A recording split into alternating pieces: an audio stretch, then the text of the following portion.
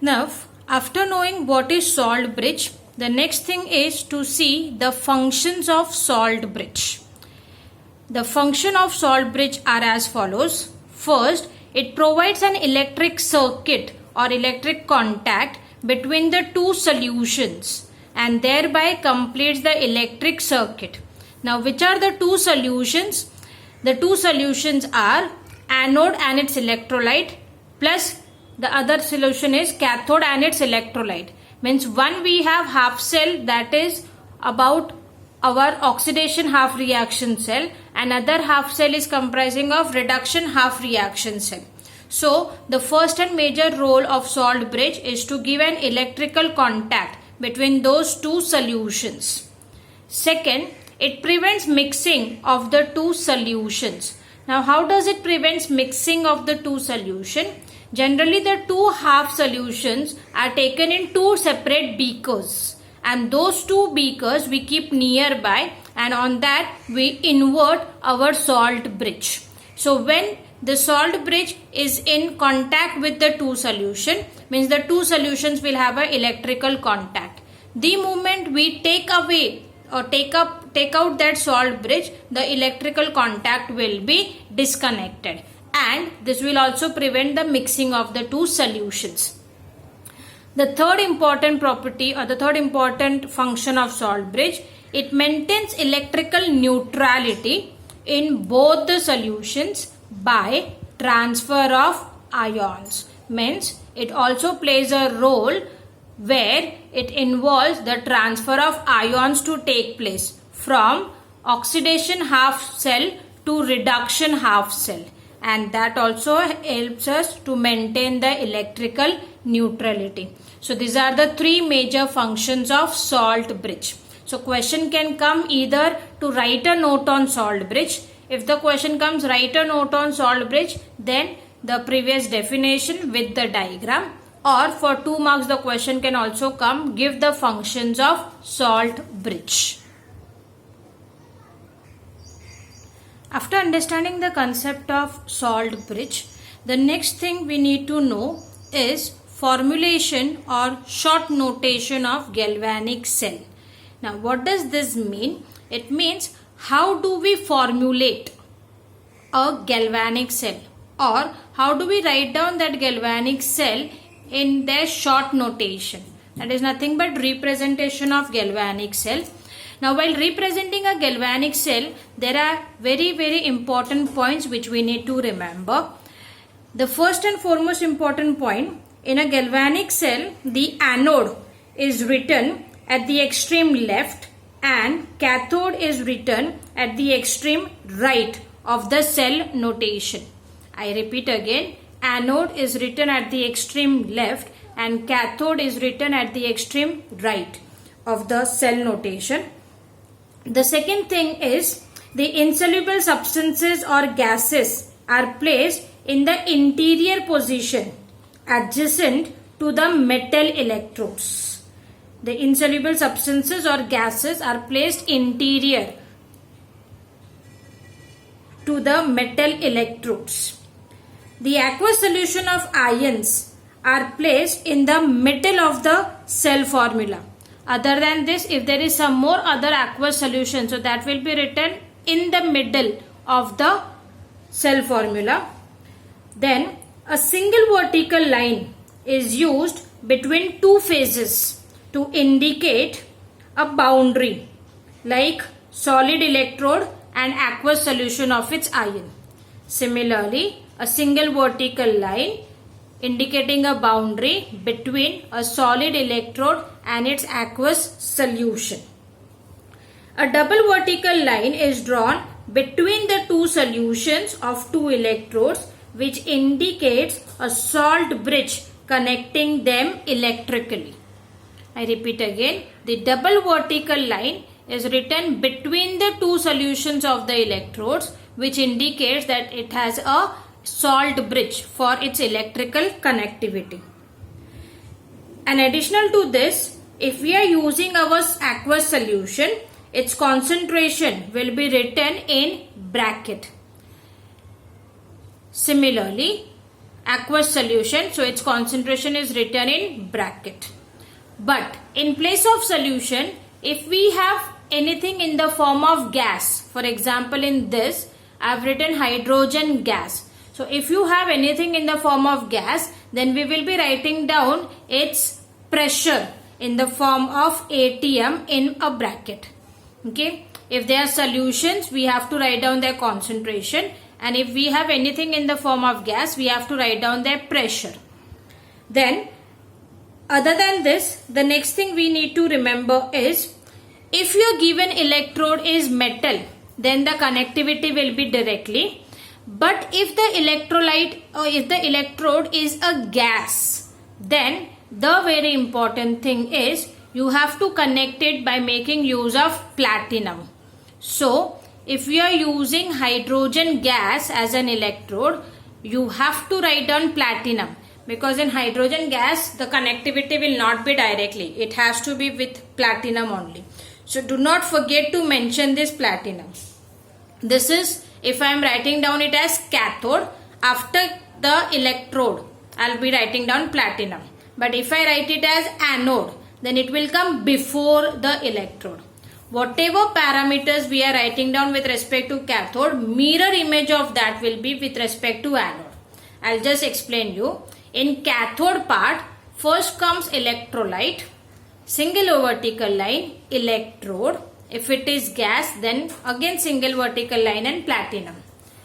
If I write down that on anode part, the first one will come as electrolyte, single vertical line, to its left hand side will be your electrode. If it is in the form of gas, then again single vertical line, and to its left hand side you will write down platinum. Okay, so either you remember a hand for the cathode part or a hand for a anode part. Anode by default will be written on left hand side, cathode by default will be written on right hand side.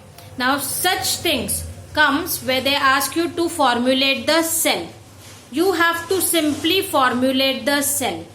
It is very easy but yet tricky. Reason, if any one mistake we do in this, straight away our answer will give us 0 marks. So very important is the cell which is undergoing oxidation, that is anode. So that will be written on your left hand part. Then you will draw single vertical line, it's electrolyte, whatever is the concentration mentioned. If they do not give you the contact, means it is double vertical line, that is via salt bridge.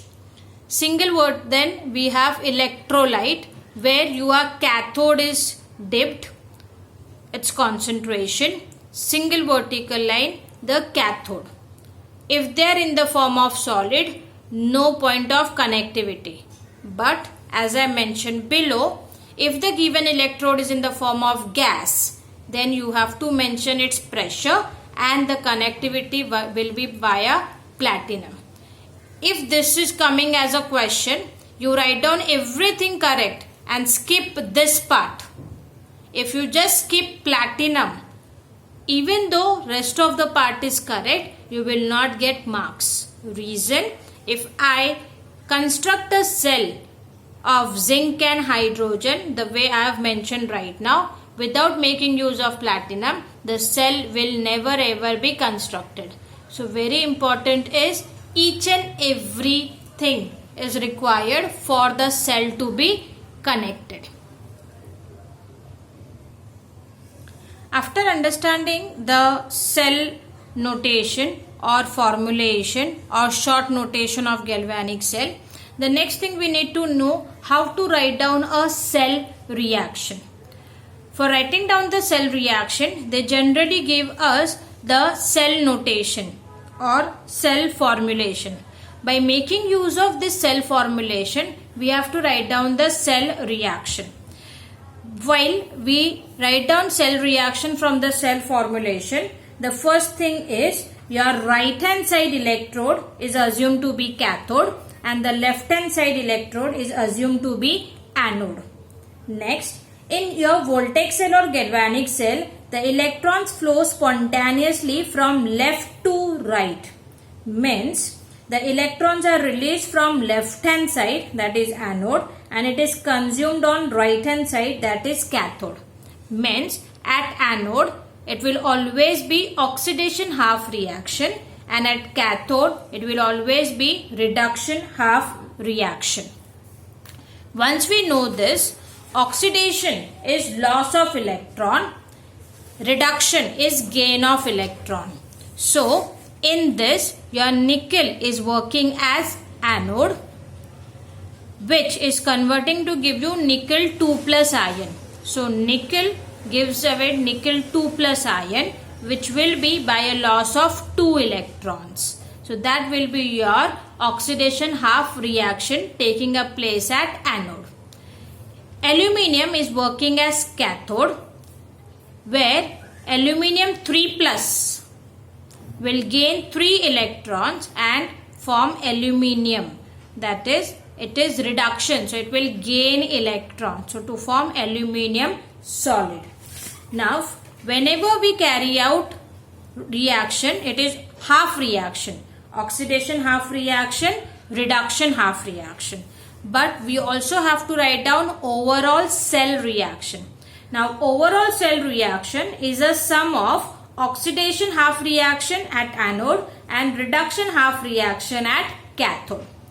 When we sum up this, a very important thing is the electrons must get cancelled.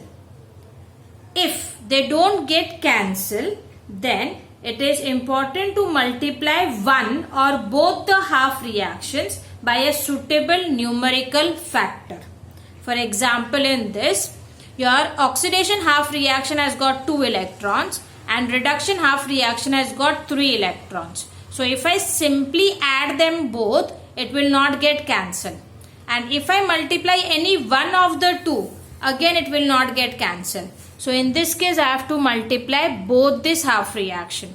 I'll be multiplying oxidation half reaction by 3, so as to make this 6, and I'll multiply reduction half reaction by 2, so as to make this again 6. And that is how your 6 electrons will get cancelled. But remember, the factor will be multiplied on the whole half reaction. It will not be only the electrons. So at anode, the half reaction after multiplying by 3 would become 3 Ni solid, giving you 3 Ni 2 plus ions plus 6 electrons. After multiplying it with 2, your RHR will become 2 Al 3 plus 6 electrons, giving you 2 Al. Again, if it is if it is an electrode solid form, you have to mention. If it is in solution, then its concentration you have to mention. So when I add the both half reactions, your 6 electrons and 6 electrons will get cancelled.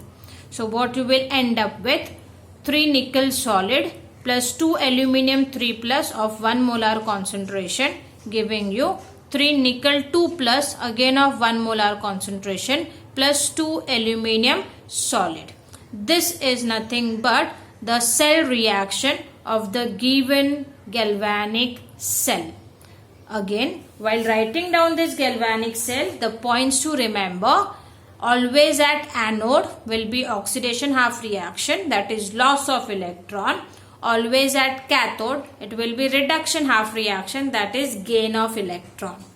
If the two half reaction involves same number of electron loss and same number of electron gain, then we simply add the two for getting overall cell reaction.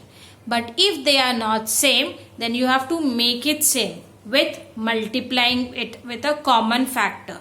If not, then you have to multiply both the half reactions by two different factors. So that is very, very important. Even this question comes as write a cell reaction for a given galvanic cell, which will be for 2 marks, where half mark will be for oxidation half reaction, half mark will be for reduction half reaction, and 1 mark will be for overall cell reaction.